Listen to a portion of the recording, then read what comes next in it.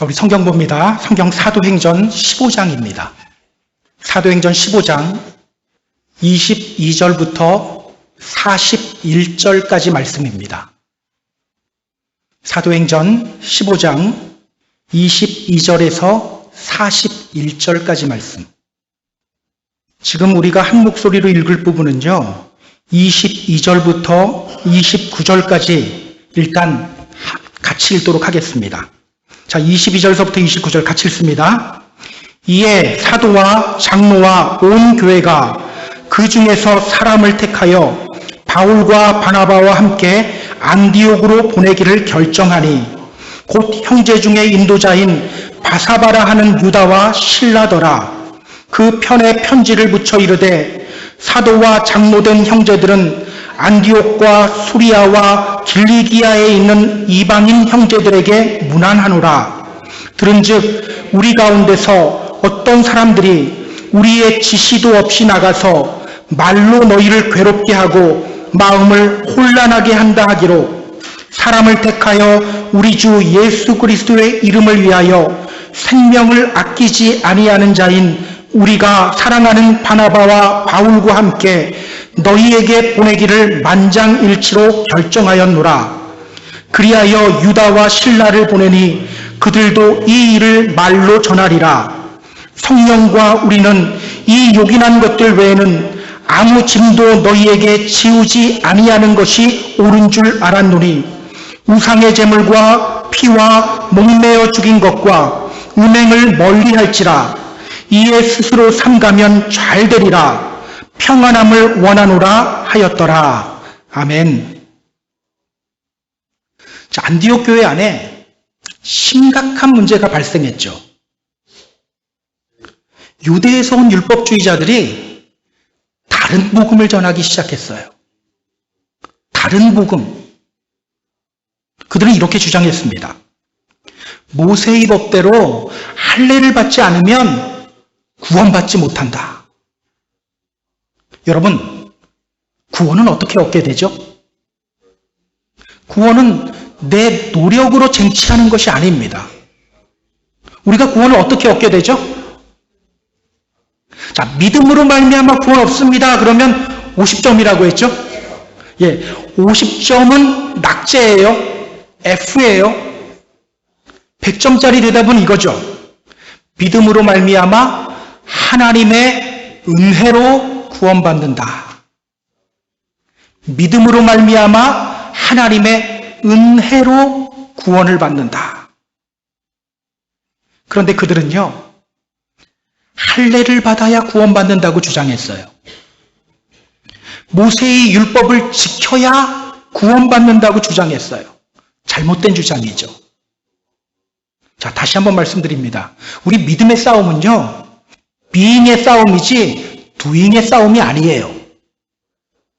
being의 싸움을 싸울 때 doing이 완성되는 겁니다.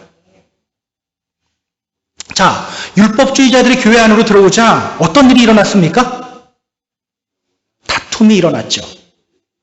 다툼. 여기서 말하는 다툼은요, 말싸움이 아니라고 말씀드렸어요. 여기 사용된 스타시스라는 헬라어는요, insurrection, 폭동이라는 뜻이에요.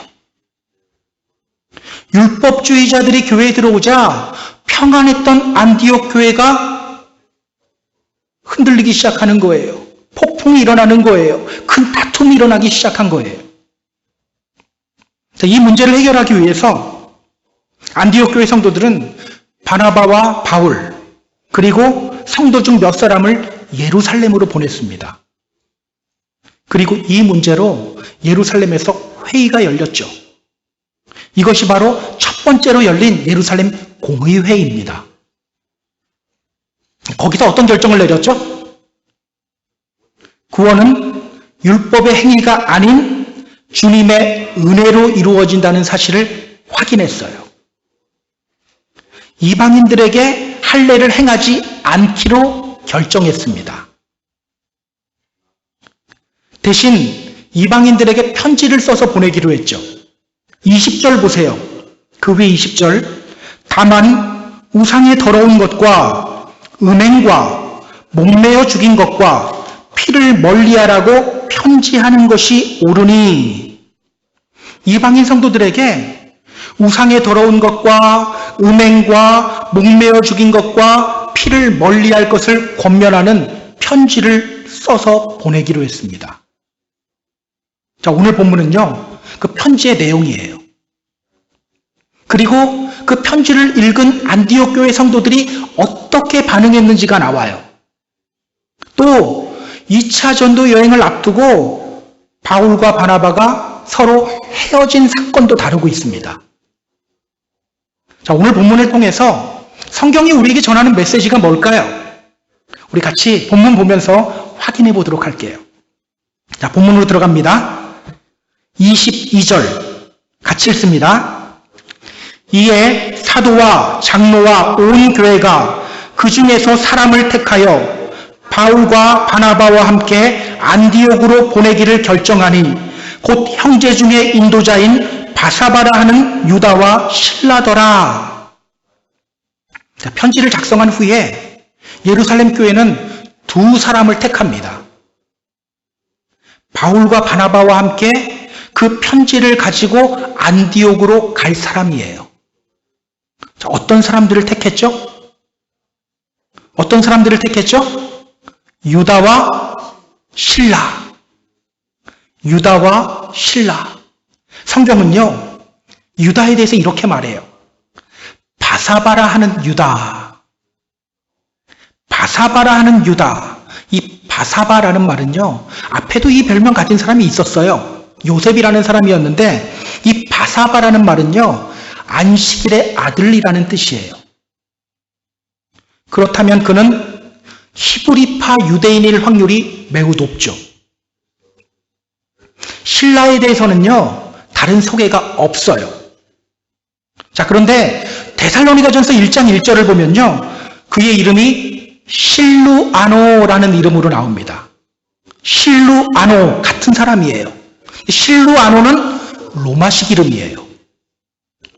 그렇다면 그는 헬라파 유대인이에요. 둘 다 예루살렘 교회의 리더들이고요. 또 32절을 보면 이 둘을 선지자라고 표현을 하고 있어요. 둘 다 예언의 은사도 받았고 하나님 말씀을 전달하는 사람이었다라는 겁니다. 여러분, 왜 예루살렘 교회는 유다와 실라를 안디옥 교회로 보냈을까요? 그냥 편지 써서 바나바와 바울에게 주면 안 됩니까? 왜 예루살렘 교회는 유다와 실라를 바울과 바나바와 함께 안디옥으로 보냈을까요? 왜일까?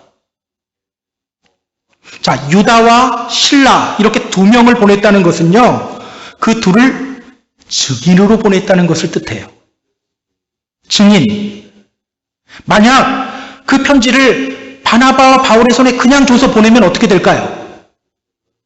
안디옥 교회 안에 있는 율법주의자들이 그 편지를 인정하지 않을 수도 있어요.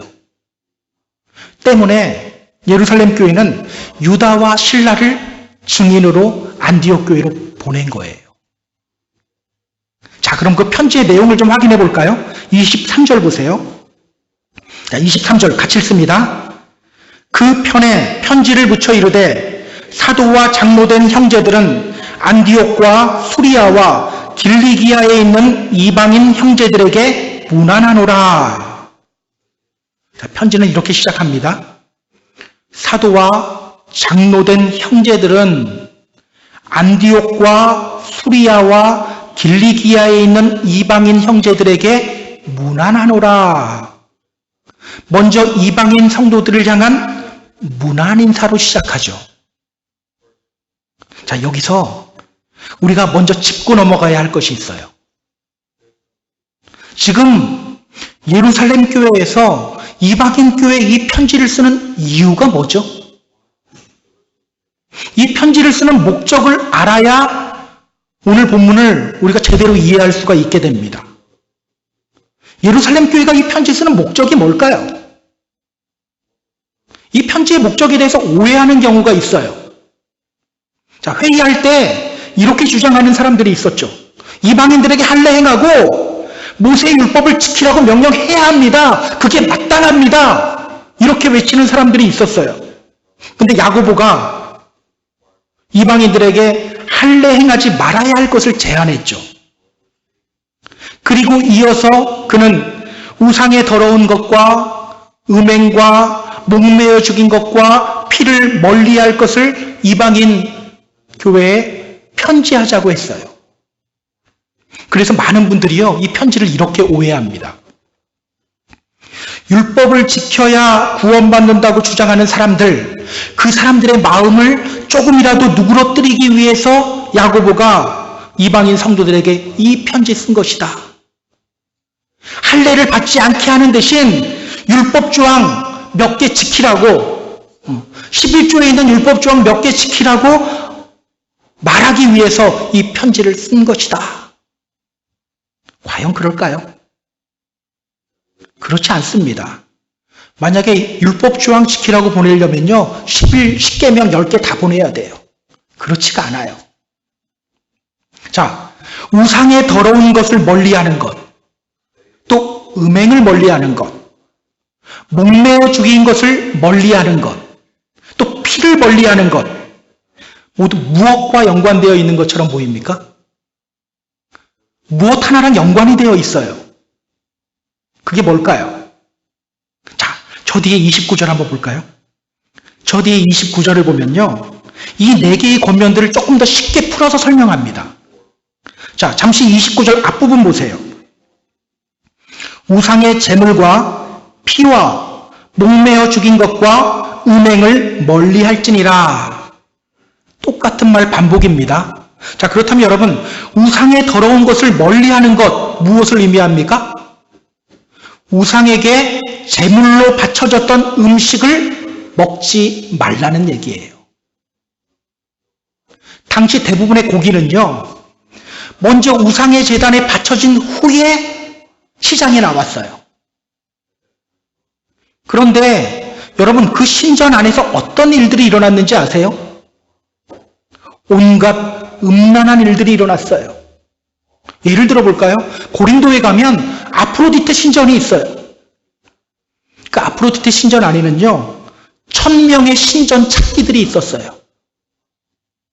그러니까 해마다 수많은 사람들이 이 신전에 찾아와서 이 신전 안에 있는 창기들이랑 성관계를 맺는 거예요. 그게 성지순례예요. 그게 성지순례예요.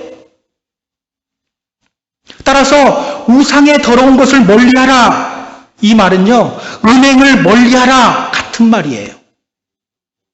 자, 그렇다면 목매어 죽인 것을 멀리하고 피를 멀리하라, 이 말은 또 무슨 뜻일까요?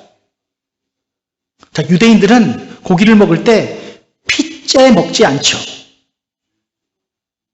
자, 그런데 동물을 잡을 때 목을 매어 죽이면 어떻게 될까요? 피가 빠져나가지 않아요. 따라서 목매어 죽인 것을 멀리하라, 이 말하고 피를 멀리하라, 이 말도 서로 같은 말이에요. 자, 그렇다면 여러분, 우상의 더러운 것과 음행과 목매어 죽인 것과 피를 멀리하는 것, 모두 무엇과 연관되어 있습니까? 모두 먹는 것과 연관되어져 있잖아요. 음식과 연관되어 있는 권면이에요. 그렇다면 여러분, 예루살렘 교회가 이 편지를 쓰는 목적이 뭘까요? 너희들 할례 받지 않아도 된다고 했으니까 적어도 음식에 관한 율법은 지켜라, 이것을 말함이 아니에요. 왜냐? 고린도전서 8장을 보면요, 바울이 우상에 바쳐진 제물을 먹는 문제에 대해서 이야기를 합니다. 당시 고린도에 나오는 모든 고기들은요, 아프로디테 신전, 거기서 제사 지낸 다음에다 시장으로 유통되는 고기들이었어요. 그것을 먹어도 되느냐, 먹지 말아야 되느냐, 이 문제에 대해서 바울이 이렇게 말합니다. 음식은 우리를 하나님 앞에 내세우지 못하나니, 우리가 먹지 않는다고 해서 더 못 사는 것도 아니고 먹는다고 해서 더 잘 사는 것도 아니다. 바울은요, 음식 자체가 문제가 아니라고 말해요. 그것이 우상에 바쳐졌던 음식이라도 음식 자체가 문제가 되지는 않는다라고 말해요. 자, 만약 이 편지의 목적이 단순히 음식에 관한 율법을 강조하기 위함이었다면 바울이 어떻게 대답해야 했을까요? 우상에 바쳐진 음식 절대로 먹으면 안 돼! 이렇게 말해야 했죠. 그러나 바울은 그렇게 말하지 않아요. 오늘 편지의 목적이 단순히 음식에 관한 율법만큼은 지키게 하자, 여기에 초점이 있지 않다는 겁니다. 그렇다면 여러분, 이 편지의 목적이 뭘까요? 음식과는 관련되어 있어요. 근데 법은 아니에요. 뭘까? 유대인들에게 있어서요, 이 식탁의 교제는 정말 중요해요. 그들에게 있어서 식사를 함께 한다는 것은요, 한 마음이 되어서 교제를 나눈다는 것을 뜻합니다. 한 마음이 되어서 교제를 나눈다. 그래서 열왕기상을 보면요, 하나님이 우상을 섬기는 북이스라엘에 하나님의 선지자를 보내요. 보내면서 경고하는데 그 선지자에게 이런 명령을 합니다. 너 거기서 떡도 먹지 말고 물도 마시지 마. 북이스라엘에서 떡도 먹지 말고 물도 마시지 마. 왜 이 명령했습니까? 우상을 섬기는 사람들과 함께 음식을 먹는다는 것, 그것은 그들과 한 마음이 되어서 교제를 나눈다, 이런 의미가 있기 때문이에요. 유대인들의 음식 문화 굉장히 엄격하죠. 지금도 마트에 가면 유대인들을 위한 음식이 따로 있죠. 그것을 코셔푸드라고 합니다. 그 엄격한 음식 문화 때문에 그들은 이방인들과 함께 식사를 하지 못해요. 같이 식사하다 보면 먹지 말아야 할 것을 입에 대는 수가 있어요. 때문에 식사를 같이 하지 못해요. 그래서 야고보는 우상에 바쳐졌던 음식을 멀리할 것과 피를 멀리할 것을 강조하고 있는 거예요. 법 때문이 아니라 교제 때문이에요. 그렇다면 여러분, 야고보가 이 편지를 쓰는 목적이 뭡니까? 유대인들과 이방인들과의 온전한 교제를 위해서예요. 유대인들과 이방인들과의 온전한 교제를 위해서. 단순히 음식에 관한 율법만이라도 지켜라, 이렇게 말하는 것이 목적이 아니라 그들과 이방인 성도들 간의 교제를 위해서 지금 이 편지를 쓰고 있어요. 자, 그럼 예루살렘 교회가 이방인 성도들에게 어떻게 문안 인사하는지를 다시 한번 보세요. 사도와 장로된 형제들은 안디옥과 수리아와 길리기아에 있는 이방인 형제들에게 문안하노라. 이방인 형제들에게 문안하노라. 자, 이방인 성도들을 향해서 어떤 호칭 사용하고 있죠? 어떤 호칭? 대답 안 하실 거예요? 어떤 호칭을 사용하고 있죠? 어떤 호칭 사용하고 있죠? 형제. 지금 공식적인 문건에서 이방인들을 향해 형제들이라고 표현하고 있는 거예요. 이게 매우 놀라운 일입니다. 원래 유대인들은요, 아침마다 일어나서 이렇게 기도했어요. 하나님, 제가 이방인으로 태어나지 않은 것 감사합니다. 이렇게 기도했어요. 그들은요, 이방인들을 개처럼 취급했어요. 그래서 예전에 베드로가 고넬료의 집에서 식사하고 왔을 때 그들이 뭐라고 말했습니까? 너가 무할례자의 집에 들어가서 함께 먹었다, 비난했어요. 그런데 그렇게 말하던 사람들이 이제는 이방인들을 향해 형제라고 말하는 거예요. 형제, 아델포스라는 헬라어 단어인데요. 이 아델포스는 같은 부모 아래에 있는 형제라는 뜻이에요. 또 같은 민족이라는 뜻이에요. 놀라운 변화 아닙니까? 여러분, 율법의 행위가 아닌 은혜로 구원받는다는 사실을 인정하면요, 이렇게 변하게 돼요. 다른 믿음의 성도들을 볼 때 한 하나님 아버지 아래에 있는 형제 자매로 볼 수 있게 됩니다. 그러고 보니까 이 지역에요, 한국 감리교회는 저희 교회 하나밖에 없어요. 그러다 보니까 다른 지역에서는 모르겠는데 이 지역에서는 감리교회에 대한 오해가 좀 있더라고요. 제가 이곳 펜사콜라에 처음 왔을 때 들었던 말 중에 가장 충격적인 말이 있어요. 감리교회는 행위 위주의 구원론을 주장한다는데 그게 사실입니까? 저한테 이 질문을 하더라고요. 여러분, 제 설교 계속 듣잖아요. 제가 행위 위주의 구원을 강조합니까? 아니죠. 그 소리 들었을 때 좀 많이 황당했어요. 어떻게 저 질문을 하지? 이렇게 많이 오해하고 있나? 제가 이곳에서 세미너리 다닐 때는 침례교단 학생들, 장로교단 학생들 다 같이 공부했거든요. 그런데 유독 한국 사람들 중에는 감리교회에 대해서 오해하는 분들이 있더라고요. 그래서 저는요, 저만 이런 일 당한 줄 알았어요. 그런데 제가 이번에 목회자 세미나를 갔다 왔잖아요. 강사 목사님도 똑같이 당했더라고요. 그분도 플로리다에서 목회를 하신 분이에요.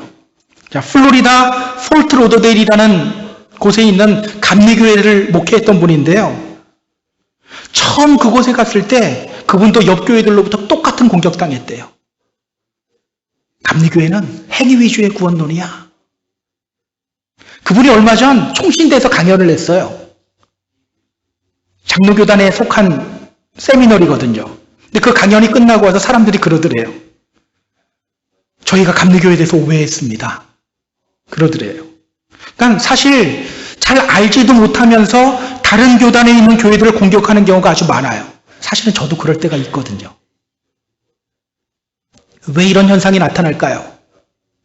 믿음을 강조하지만, 은혜를 강조하는 것처럼 보이지만 실제로는 은혜 안에 있지 않고 율법주의적인 삶을 살아가기 때문이에요. 저는 우리가 이런 실수하지 않았으면 좋겠어요. 우리 눈에 다른 교단이나 또 다른 교회에 있는 믿음의 성도님들도 같은 아버지 아래에 있는 한 형제 자매로 보였으면 좋겠어요. 요한복음 17장을 보면요, 예수님이 십자가를 앞두고 이렇게 기도하십니다. 내가 비옵는 것은 이 사람들만 위함이 아니요, 여기서 이 사람들은 제자를 가리킵니다. 이 사람들만 위함이 아니요, 그들의 말로 말미암아 나를 믿는 사람들도 위함이니, 아버지여, 아버지께서 내 안에, 내가 아버지 안에 있는 것 같이 그들도 다 하나가 되어 우리 안에 있게 하사 세상으로 아버지께서 나를 보내신 것을 믿게 하옵소서. 예수님은요, 십자가를 앞두고 단지 자신의 12 제자들만 위해서 기도하지 않으셨어요. 앞으로 믿게 될 사람들, 우리들을 위해서도 기도하셨어요. 예수님이 아버지 하나님과 하나인 것 같이 우리들도 서로 하나가 되기를 간절히 원하셨어요. 그렇게 하나가 될 때 어떤 일이 벌어질 거라고 말씀하십니까? 세상이 예수님을 믿게 될 거래요. 그럼 오늘날 세상 예수님 안 믿는 이유가 뭐예요? 교단들끼리 싸워서 그래요. 저는 우리가 이러한 예수님의 마음을 품고요, 다른 교단에 있는 믿음의 성도들, 다른 교회에 있는 믿음의 성도들을 위해서도 기도하는 우리 성도님들이 되었으면 좋겠어요. 우리 옆에 있는 장로교회를 위해서도 기도하고요, 또 저쪽에 있는 침례교회를 위해서도 같이 기도하는 우리 교회가 되었으면 좋겠어요. 기억하세요. 율법이 아닌 은혜 안으로 들어오면 저절로 돼요. 은혜 안으로 들어오면 저절로 기도하게 돼요. 자, 계속해서 편지에 어떤 내용이 적혀 있는지 확인해 볼까요? 24절부터 29절까지 말씀입니다. 24절부터 29절 같이 읽습니다.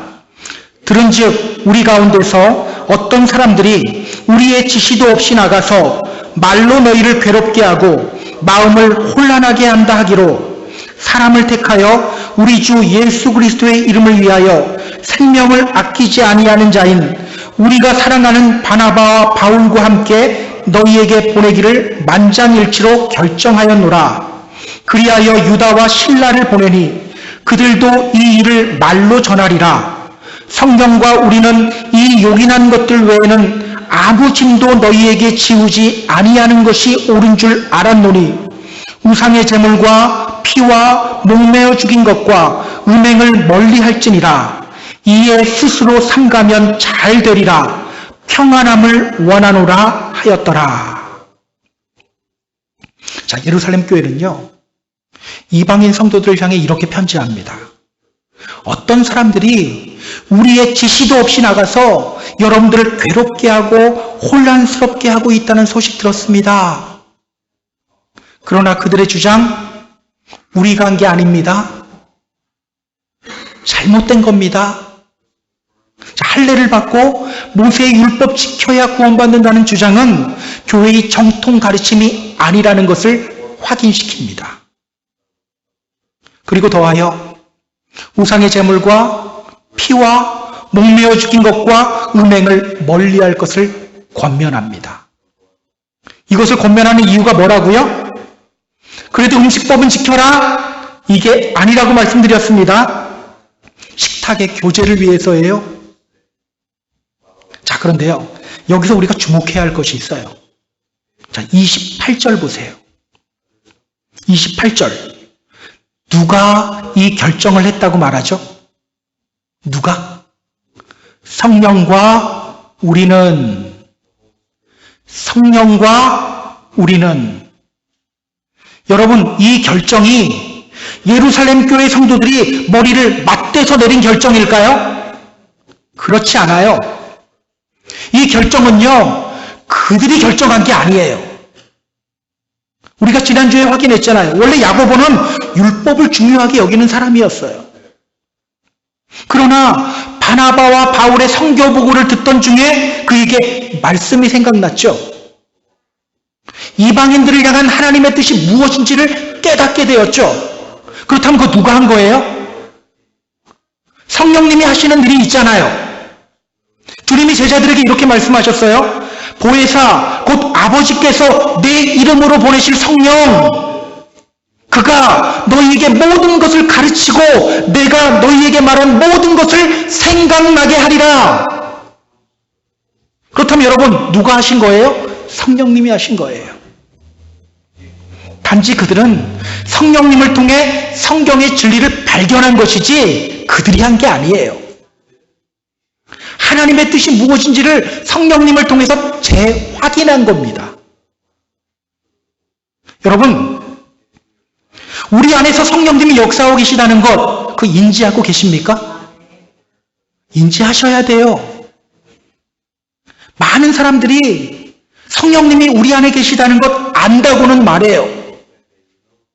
그 성령님께서 우리에게 말씀하시고 우리를 가르치고 있다는 사실을 머리로는 알아요. 그런데요, 자꾸 성령님의 음성을 무시해버려요. 그때 내 기분 때문에, 내 감정 때문에 바쁘다는 이유로 자꾸 성령님의 음성을 무시해버립니다.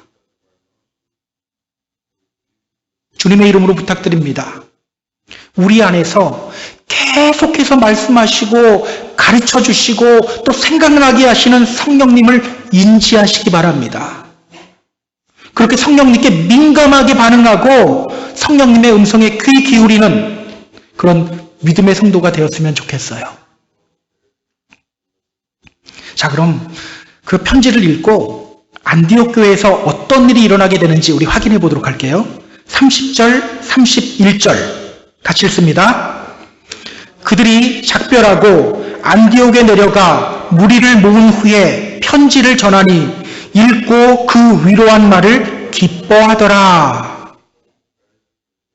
자, 여러분, 이 편지를 읽은 후에 안디옥 교회 성도들 안에 어떤 현상이 나타나죠? 예, 성경은 이렇게 말해요. 읽고 그 위로한 말을 기뻐하더라. 기뻐하더라. 그들 안에 뭐가 찾아와요? 기쁨이 찾아오죠. 기쁨. 얼마 전까지만 해도 안디옥 교회 안에 다툼이 있었죠? 다툼이 있던 곳에 기쁨이 회복됩니다. 여기 나오는 기쁨이라는 단어는요, 카이로라는 헬라어 단어예요. 이게 뭐 카이로, 잔잔한 기쁨 이런 거 아니에요. 매우 큰 기쁨이에요. 뛸 듯이 큰 기쁨이에요. 여러분, 안디옥 교회 성도들 가운데 왜 이렇게 큰 기쁨이 넘치게 되었을까요? 야, 이제 우리 그 고통스러운 할례 받지 않아도 된다, 기쁘다, 이거였을까요? 그렇지 않죠. 성경에 이 기쁨을 뜻하는 단어가 두 가지가 있어요. 오늘 본문에 나오는 카이로라는 단어고요. 또 하나는 카라라는 단어예요. 카이로, 카라. 자, 그런데 여러분, 이것과 또 비슷한 단어가 있어요. 이거 한번 맞춰보세요. 카리스. 들어보지 않으셨습니까? 카리스. 이게 무슨 뜻일까요? 이게 바로 그레이스, 은혜라는 뜻이에요. 다 어근이 같아요. 카이로, 카라, 카리스. 카리스는 은혜를 뜻해요.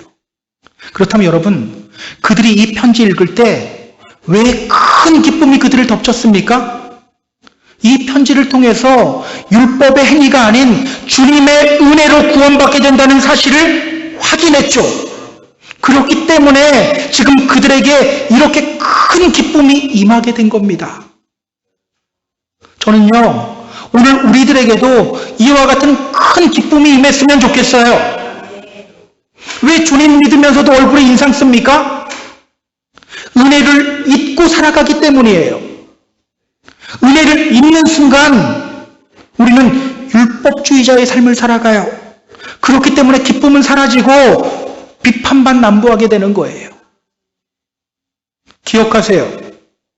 은혜로 구원받는다는 사실을 인정하고 깨닫게 되면요, 우리 안에 큰 기쁨이 넘치게 됩니다. 뭐 잔잔한 기쁨 이런 거 아니에요. 뛸 듯이 큰 기쁨이 넘치게 됩니다. 저는 우리가 은혜 안에 거하며 이 큰 기쁨을 회복하는 저와 여러분이 되었으면 좋겠어요. 자, 그렇게 큰 기쁨이 임하자 안디옥 교회에 또 어떤 현상이 나타납니다. 그걸 확인해 볼까요? 32절에서 35절까지 말씀이에요.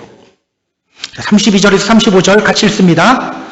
유다와 실라도 선지자라, 여러 말로 형제를 권면하여 굳게 하고 얼마 있다가 평안히 가라는 전송을 형제들에게 받고 자기를 보내던 사람들에게로 돌아가되, 바울과 바나바는 안디옥에서 유하며 수다한 사람들과 함께 주의 말씀을 가르치며 전파하니라. 자, 안디옥 교회 안에 또 어떤 일이 벌어집니까? 유다와 실라가 안디옥 교회 성도를 향해 말씀을 가르치죠. 또 바울과 바나바가 주님의 말씀을 가르치죠. 여러분, 은혜로 기쁨이 넘치게 되면요, 말씀을 사모하게 됩니다. 말씀을 사모하게 돼요. 우리 주위에서 많이 보잖아요. 저도 목사다 보니까 많이 봐요. 은혜 받은 사람들은요, 이상하게 말씀을 사모하기 시작해요. 요한복음 15장을 보면요, 예수님이 제자들에게 나는 포도나무에 너는 가지다 말씀을 전한 후에 이렇게 말씀하셔요. 내가 이것을 너희에게 이름은 기쁨이 너희 안에 있어 너희 기쁨을 충만하게 하려 함이라. 예수님이 그들에게 말씀 전한 이유가 뭐라고 합니까? 제자들에게 주님이 주시는 기쁨으로 충만하게 하기 위해서.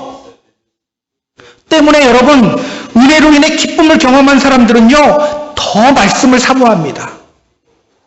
그렇게 말씀을 사모하게 될 때 우리가 또 성령 충만한 삶을 살아가게 되는 거예요. 그렇다면 여러분, 지금 우리가 은혜 안에 있는지 은혜 밖에 있는지 뭘 보면 알 수 있을까요? 저 은혜 안에 있다니까요. 우기면 은혜 안에 있게 되는 건가요? 아니죠. 내 안에 기쁨이 있는가? 나는 지금 말씀을 사모하고 있는가? 이 두 질문 던지면 답이 나오죠. 내 안에 기쁨이 있는가? 나는 말씀을 사모하고 있는가? 지금 여러분 어디에 계십니까? 은혜 안에 있습니까? 아니면 은혜 밖에 있습니까? 은혜 안으로 들어오는 저와 여러분이 되기를 주님의 이름으로 소망합니다. 그렇게 기쁨 회복하고 말씀을 사모하는 저와 여러분이 다 되었으면 좋겠어요. 자, 그런데요. 이어서 성경은 매우 불편한 사건을 우리에게 소개합니다. 36절에서 41절까지 말씀입니다. 36절에서 41절 같이 읽습니다. 며칠 후에 바울이 바나바더러 말하되 우리가 주의 말씀을 전한 각 성으로 다시 가서 형제들이 어떠한가 방문하자 하고 바나바는 마가라 하는 요한도 데리고 가고자 하나 바울은 밤빌리아에서 자기들을 떠나 함께 일하러 가지 아니한 자를 데리고 가는 것이 옳지 않다 하여 서로 심히 다투어 피차 갈라서니 바나바는 마가를 데리고 배 타고 구브로로 가고 바울은 실라를 택한 후에 형제들에게 주의 은혜에 부탁함을 받고 떠나 수리아와 길리기아로 다니며 교회들을 견고하게 하니라. 자, 지금 성경에 어떤 사건을 우리에게 소개하고 있죠? 바나바와 바울이 심하게 다투고 갈라진 사건을 우리에게 소개하고 있어요. 바울이 바나바에게 제안합니다. 우리가 복음 전했던 그곳을 좀 다시 방문합시다.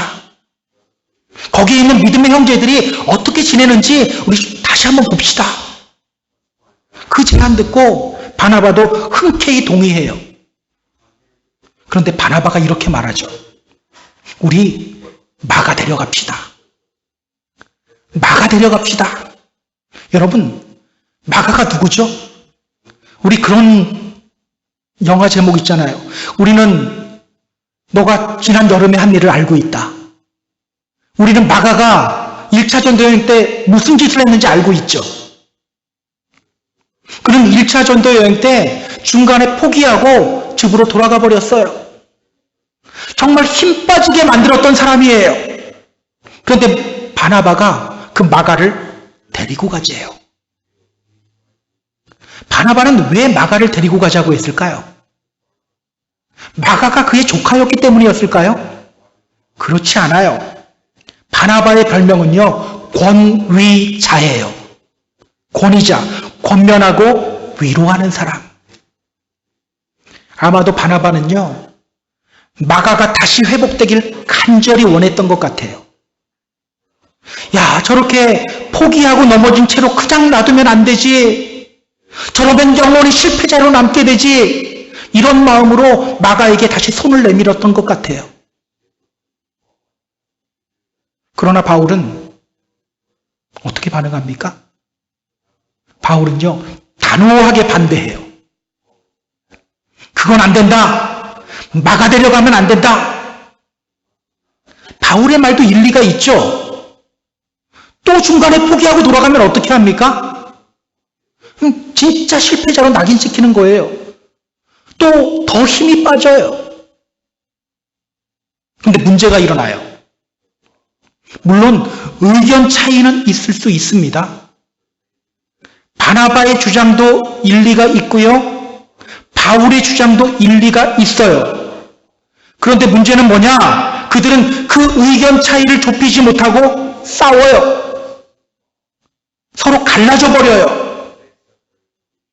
바나바는 마가를 데리고 구브로로 가고요. 바울은 실라와 함께 수리아와 길리기아 지역으로 다닙니다. 자, 여기서 잠깐 32절, 33절 잠깐만 볼까요? 유다와 실라도 선지자라 여러 말로 형제를 권면하여 굳게 하고 얼마 있다가 평안히 가라는 전송을 형제들에게 받고 자기를 보내던 사람들에게로 돌아가되. 이상하죠? 분명히 실라 예루살렘으로 돌아갔죠. 그런데 오늘 성경은요, 바울이 실라와 함께 떠났다고 말해요. 이게 어떻게 된 일이죠? 왜 신라가 갑자기 나타났을까요? 자, 34절 보세요. 뭐라고 적혀 있습니까? 없음이라고 적혀 있죠. 예. 혹시 주석이 달려있는 성경 가지신 분들은 거기 뭐라고 적혀 있는지 한번 보세요. 이렇게 적혀 있어요. 어떤 사본에는 신라가 안디옥에 머물기로 결정했다고 쓰여 있다. 그러니까 신라는요, 예루살렘으로 돌아가던 중에 나 안디옥에 머물래 결정하고 돌아온 거예요. 때문에 바울은 신라와 함께 2차 전도 여행을 다닐 수가 있었던 겁니다. 자, 어쨌든 성경은요, 바울과 바나바가 서로 다투고 헤어진 사건을 기록하고 있어요. 자, 이 장면을 보면서 이 질문 던지시는 분들이 있더라고요. 바나바와 바울 중 과연 누가 옳았을까? 누가 옳았을까? 여러분 눈에는 누가 더 옳게 보입니까? 여러분, 교회 안에서 싸움은요, 누가 더 옳은 게 없어요. 둘 다 잘못하는 거예요. 나중에 바울도요, 자신이 옳지 않았다는 것을 깨달아요. 뭘 보면 알 수 있는지 아세요? 그는 나중에 디모데에게 편지 쓰면서 이렇게 부탁합니다. 너가 올 때 마가를 데려와라. 그가 나의 일에 유익하다. 지금 유익하지 않다고 내쳤는데 나중에 깨닫죠. 마가 좀 데리고 와. 그가 나에게 유익한 사람이야. 분명히 이 싸움은요, 결코 옳은 일이 아니에요. 그렇다면 여러분, 성경은 왜 이것을 기록하고 있을까요? 제가 이것 때문에 한 주간 바나바와 바울 많이 원망했거든요. 아, 왜 싸워서 이렇게 설교하기 힘들게 만들어? 이 생각했어요. 사도행전 쓰면 누가 더 원망스럽더라고요. 아, 그냥 대충 좀 묻고 넘어가지. 왜 싸운 것까지 기록해서 설교하기 이렇게 힘들게 만들어? 솔직히 이런 생각 들었어요. 특히 여러분, 이 시점이 어떤 시점이에요? 유대인 성도들이 이방인 성도들을 향해 형제라고 하면서 하나됨을 강조하는 편지를 보낸 시기예요. 그런데 안디옥 교회의 지도자인 바울과 바나바는 이건 싸움이 아닙니다. 싸움질이에요. 예, 싸움질한 거예요. 성경은 왜 이 사건을 기록할까요? 여러분, 이것이 바로 성경입니다. 성경은요, 훌륭한 믿음의 사람들이 실수하고 넘어지는 것을 가감없이 기록해버려요. 믿음의 조상 아브라함이 아내를 누이라고 속였던 일, 그거를 그냥 기록해버려요. 다윗이 밧세바를 범한 일, 그냥 기록해버려요. 왜일까요? 인간 잘난 거 없다는 거예요. 그런 연약한 인간을 구원하시는 하나님의 은혜를 드러내기 위해서요. 인간을 드러내기 위해서가 아니라 하나님의 은혜를 드러내기 위해서예요. 그 사람이 괜찮은 사람이기 때문에 하나님이 구원하시는 것이 아니라 괜찮지 않은 사람을 하나님이 구원하신다. 구원은 전적인 하나님의 은혜로 이루어진다. 이것을 강조하기 위해서예요. 그렇다면 여러분, 성경이 바나바와 바울이 싸우고 헤어졌던 일을 그냥 그대로 기록하고 있는 이유가 뭡니까? 하나님의 은혜를 드러내기 위해서예요. 하나님의 은혜를 드러내기 위해서. 안디옥 교회 성도들이 은혜로 인해서 기뻐하고 말씀을 사모하고 있는 와중에 교회의 지도자라는 사람들은 서로 싸우고 헤어졌어요. 그러나 하나님은 계속해서 그들을 또 사용하셔요. 너희들 싸웠으니까 이제 아웃! 이게 아니라 계속 사용하셔요. 나중에 마가가 변하잖아요. 마가가 마가복음을 쓴 그 마가예요. 그리고 사실 이 일로 인해서 바울은 신라와 2차 전도 여행을 가죠. 근데 둘 다요, 로마 시민권자들이에요. 그래서 유럽까지 복음을 전파할 수 있게 되는 거예요. 비록 그들은 실수하고 넘어졌지만 하나님은 그들을 계속해서 사용하십니다. 여러분, 우리 하나님이 바로 이런 분이에요. 이렇게 은혜가 풍성하신 분이에요. 우리의 실수를 통해서도 당신의 일을 이루어 가시는 분이시고요. 실수한 사람들에게도 은혜 베푸시는 분이에요. 자, 이제 말씀을 정리할게요. 우리 사랑하는 펜사콜라 한인교회 성도 여러분, 지난 주일에 이어서 우리가 다시 한번 우리 자신을 점검했으면 좋겠어요.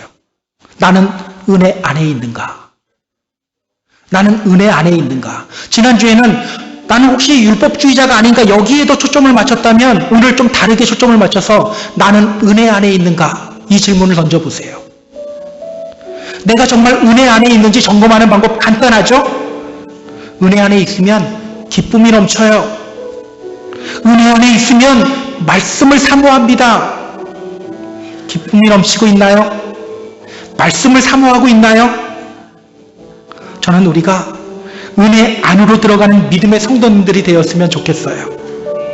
우리를 부르시고 우리에게 믿음을 선물하신 우리 주님은요, 우리가 실수해도 우리를 포기하지 않으십니다. 우리의 실수를 통해서도 또 일하셔요. 그러한 주님을 묵상하면서 은혜 안에 잠기는 저와 여러분이 되기를 주님의 이름으로 소망합니다. 그렇게 기쁨이 넘치고 또 말씀을 사모하며 또 믿음의 승리를 이루시는 저와 여러분 다 되기를 주님의 이름으로 축복합니다. 축복합니다.